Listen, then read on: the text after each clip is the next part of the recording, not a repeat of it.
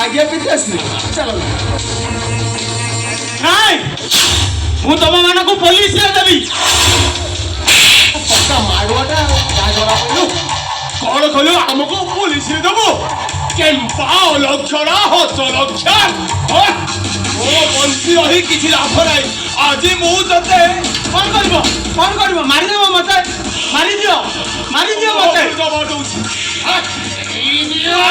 ମାରୁ ମାରୁ ମାରି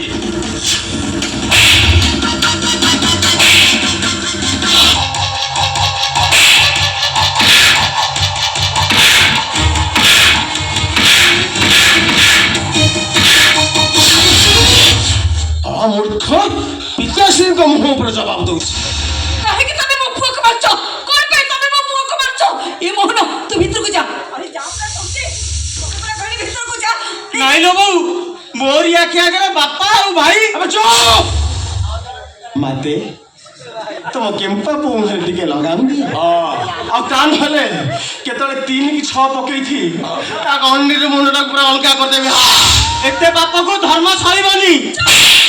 ए तो पाटीटा कोन चुप होनी चुपचाप तू ठिया हे परनो चुपचाप ठिया हे की रहो किछि भी तू कहि परिबुनी ए तमे तमे गोटे काम करो तमे लास्ट को ले जाओ पड़ी दमो मु तुमको कथा दउची मु की मो पु ए विषय हमें कहानी अगर किछि कहिबुनी हमें चुप असला लाइन काइला ନାଲା ରେ हां पिताश्री ଏ ନନ୍ଦୁ କୁହନ୍ତୁ ଆଜି ପର୍ଯ୍ୟନ୍ତ ମୁଁ ଜାଣିଥିଲି ମୋ ମାଇକିନିଆଟା ମୋର ନୁହଁ। ଆପଣ ଗୋଟେ ଜାଣିନଥିଲେ ହେଲେ ଆଜି ଯାହା ଦେଖୁଛି ମୋ ସ୍ତ୍ରୀଟା ଗୋଟା ବଡ଼ ମୋ ଭଲ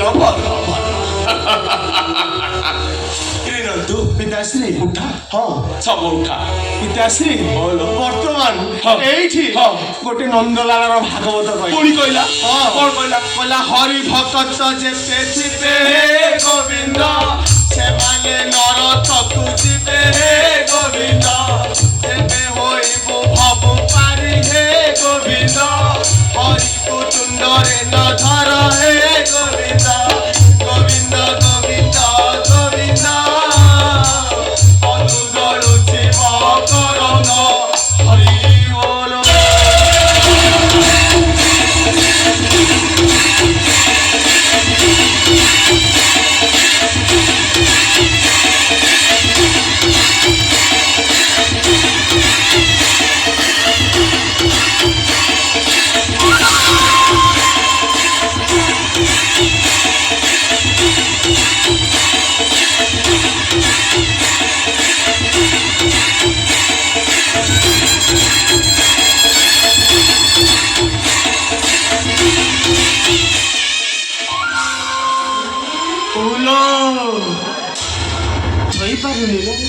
ମୋର ମରିଯିବାକୁ ଇଚ୍ଛା ହଉଛି। नहीं ए पाप तांको पई किछि नुहरे केते कथा तू परिश्री कहिबो तू जानि छ एमनी बड़ डारी हरंती गरीब लोक को तंटी चिपी शुद्ध आदाय करंती मद मांस खाती और राती हेले ए महल रे सुरा और सुंदरी मानकर हाट बसे ए बाप पुओ पाप कथा कहिले सरीबनी रे ଏମିତି ପାପୀ ମଣିଷ ହାସି ପାଇବା ଦରକାର। हसी कुंट भी ये बापा पुआ को डरुछि रे ଏ ପାପର ଗନ୍ଧରେ ମୁଁ ଅନିଶ୍ୱାସୀ ହେଇଯାଉଛି ଲୋ ବୋଉ।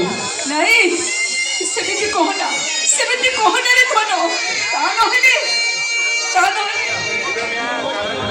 माने तोते भी को दिन मारी देबे रे ଏ ନର୍କରେ ବଞ୍ଚିବା ଅପେକ୍ଷା ମରିଯିବା ବହୁତ ଭଲ। ताहले मु बंची भी केमिति इनन को भितरी तू पूरा होछु स्वर्ग ए विश्व भितरी तू पूरा होछु मो पाई टिके अमृत आये टहट ततला घरा रे तू होछु मो पाई टिके छाई रे ପାପକୁ ସମର୍ଥନ କରିବା ମହାପାପ। ଆଉ ଏମିତି ପାପ ଦେଖିବା ଅପେକ୍ଷା ନିଜ ଆଖିକି ଫୁଟେଇ ଦେବା ବି ଭଲ। ताहले मो अखि दिटा फुटेई दे तू मते अंधुरी करी दे मारी दे तू मते मारी दे ते बापू आखि देखी तार किसी हिसाब नहीं कितने निरीह छुआ का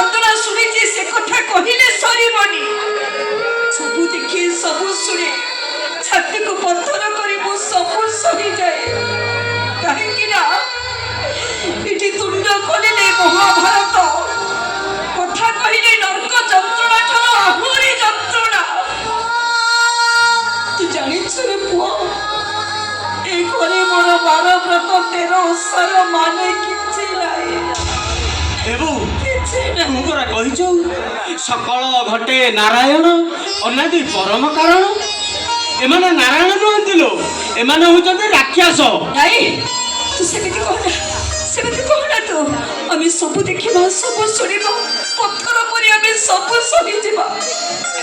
ଯୋଉଦିନ ସହିପାରିବାନି ସେଦିନ ଭାଗବତ ଗୋସେଇକୁ ନେଇ ନଈରେ ଭସେଇ ଦେଇ ମା ପୁଅ ଦିଟା ଆମେ ବିଷ ପିଇ ସହିଯିବା। ନାଇଲୋ ବୋଉ ତୁ ସେମିତି କହନା। ତୁ ପରା ମୋ ସକଳ ତୀର୍ଥ, ତୋ ପାଦ ତଳ ମୋ ପାଇଁ ମୁକ୍ତି ମଣ୍ଡପ।